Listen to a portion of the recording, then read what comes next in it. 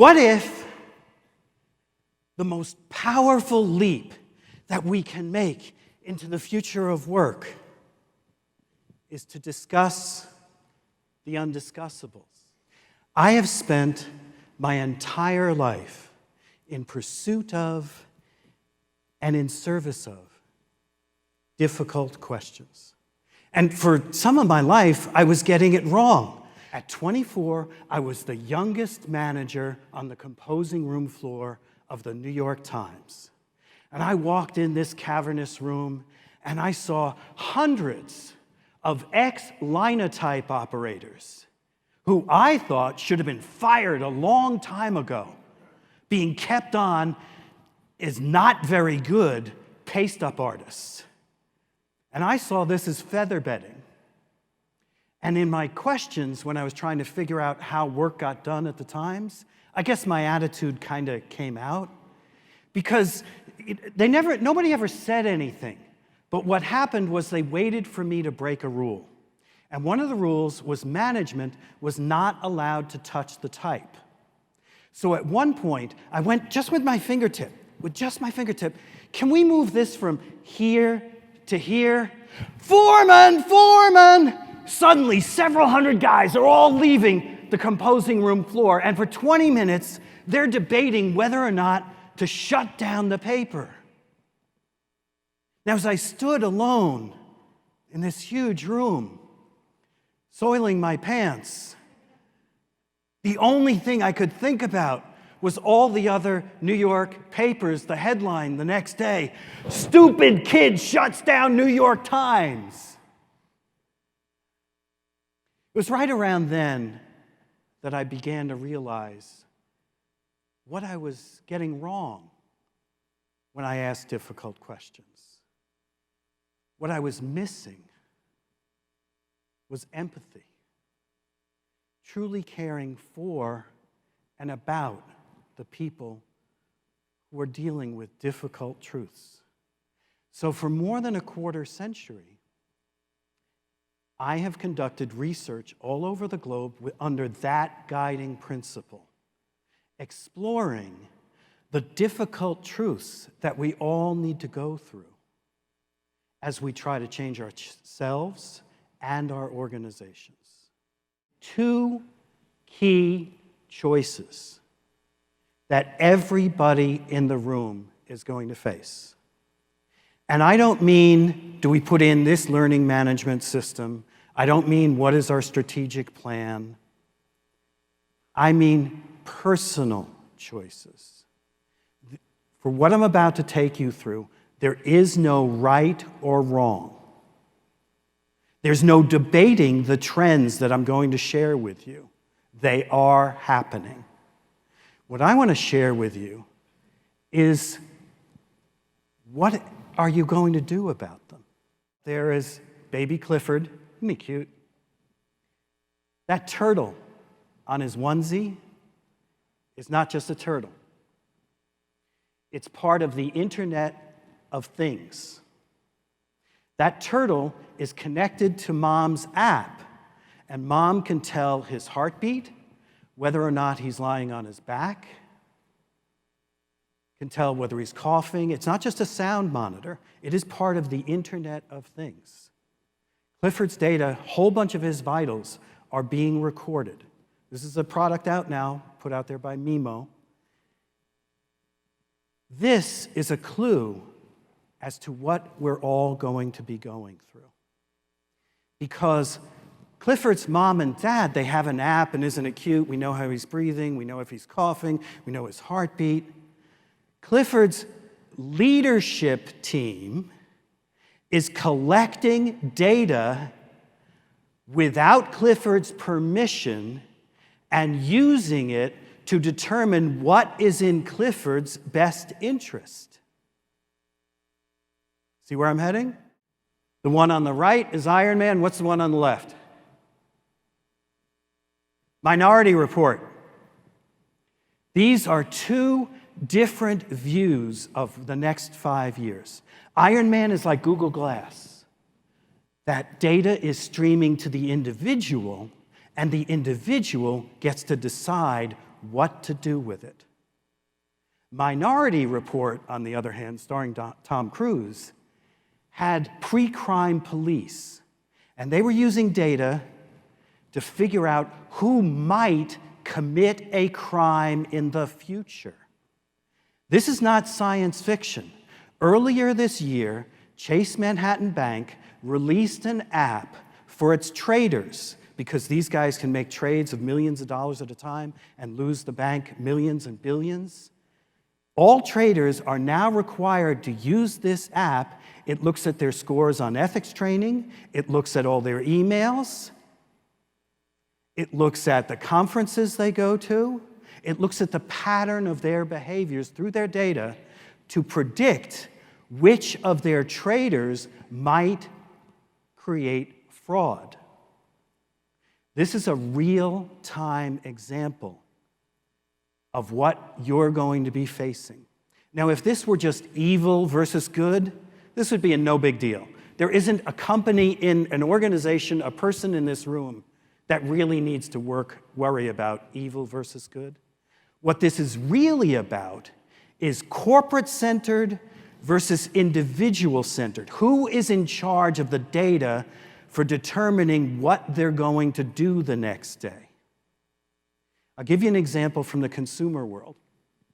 A couple years ago, Target pissed off a dad because they sent to his teenage daughter, on the phone and in circulars that came into the house, advertisements for her specifically to buy a crib and to buy onesies and all that other stuff. And Dad was ticked. He actually thought of filing a suit against Target. How dare you accuse my daughter of being pregnant? Guess what? Target knew before Dad did.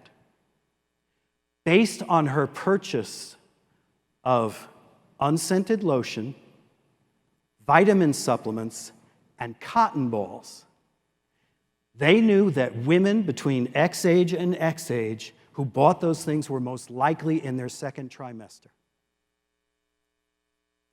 Now, if you apply that in our world, that data is coming in. How is it being used right now? My BMI, body mass index, is much worse than yours, so I'm going to have to pay more for health care.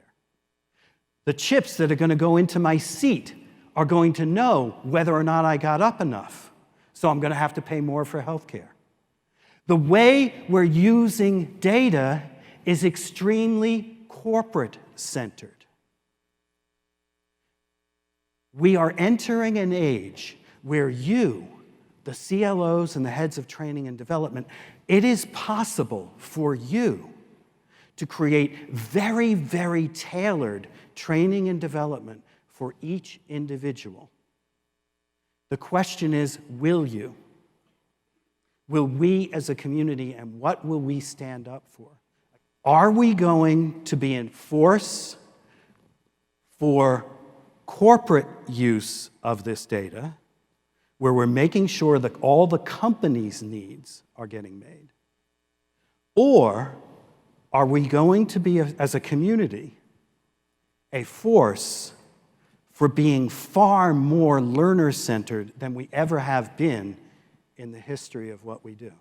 Will we stand up when every senior team wants to say, we want more out of that worker, we want more out of that worker, corporate-centered? Will we stand up and be, well, if we want them to do more, we have to invest in each individual more? What will your legacy be when people budgets keep getting cut back and efficiency and costs keep getting driven? Will you take a stand? The millennials and Gen Zers are asking, who will be our advocate? What will you do about this? We asked a question that most people don't ask on their surveys. We asked 7,000 people around the globe, how many of you can achieve your dreams where you currently work? 9.8% said, yes, I can achieve my dreams where I currently work. Now, actually, to be fair, the data was better than that. It was actually 29%, but then when we cut out senior executives and we cut out startup companies, entrepreneurial situations, mainstream workforce. And why this is so important, when we took this finding and then we started interviewing millennials and Gen Zers, they see companies, Mike mentioned it earlier, it's not just their tenure that's at companies. They see companies, the way millennials and Gen Zers are looking at the workplace right now, is like a software app. I'm going to put this on my phone, and if it helps me achieve what I want to achieve efficiently and I have fun doing it, then I'm going to keep it. They're looking at companies that way. Will you help me, this is why tailoring is so important, will you help me achieve my goals and dreams? Not the company's, mine. I will come work for you if you help me succeed as a person. Not as a person under your employment. If you help me succeed, that's how I'll come work for you.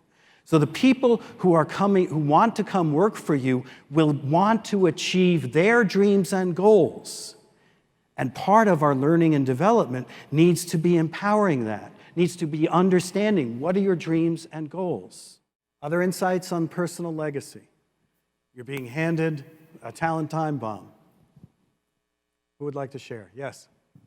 So I think it's about improving the human experience. We talked a lot about technology, and we'll talk more about it tomorrow, of course, but I think we are losing sight of that we're all here to work together, right? So we're losing sight of the fact that the human beings are still part of work and that we have a responsibility to continue to improve that experience. My researchers and I went around the world asking 7,000 people one question. What makes you, you? We asked them to tell us stories, and then we compared the stories they told us to how they made business choices. And the leaders with the thoughtful courage had an alignment with their personal values and the business choices. We ended up standing on the shoulders of Warren Bennis, who wrote about crucible moments. We asked people about their crucible moments in their lives and how that carried through into their business decisions. So one quick example, B'nai Dara Abrams is a pioneer in e-learning. And I was holding a San Francisco-based Future of Work salon. It was just about 25 of us sitting at somebody's house, having dinner and talking. And there was no tape, it was, nobody was twittering, it was just deeply personal stories. And we're going around the room, and we're telling these deeply personal stories. And B'nai was sitting on the sidelines. She really didn't want to share this. It's something she normally didn't share. But it really influenced how she thinks about e-learning, about how human we are. And she began sharing her story. She says, well, I grew up in Princeton, New Jersey in the 1950s, and I lived down the street from Uncle Al, and I loved playing with Uncle Al. Got down on the floor with him, played puzzles, and he taught me about creativity. He taught me how to learn. It was the most exciting way to learn with Uncle Al, and she made it clear he was not related. She was just taught to be respectful of family friends who were adults, so everybody who was an adult was either uncle or aunt. So she got down on the floor with Uncle Al, and he played with her, and he taught her how to be curious, how to think, how to imagine, how to create. And that created in her an intensity, desire to help other people learn how to learn. And it was pivotal, even as a little child, it was pivotal to what she does now and how she makes decisions. And she continued her story, saying a couple years later, Uncle Al, after this experience, passed away. And she goes to the funeral, and then she goes up to her father and says, why didn't you tell me that Uncle Al was Albert Einstein? She was learning how to learn from Albert Einstein. When you debate within yourselves these kind of questions, I would ask you to please get out of the academic, get out of the corporate. be personal. When we asked everybody why they do what they do, suddenly there was an intensity of how they would make the decisions that I just shared with you. One of my goals is to always end early, to give back a little bit of time to you. But here's my request of you. I'll stop with at least 2.5 minutes of my time. I'm going to give it back to you. Please use that to tell somebody you love them. Tell somebody they matter. 2 minutes back to you so that you can make a difference to somebody in their life today. Thank you for the time.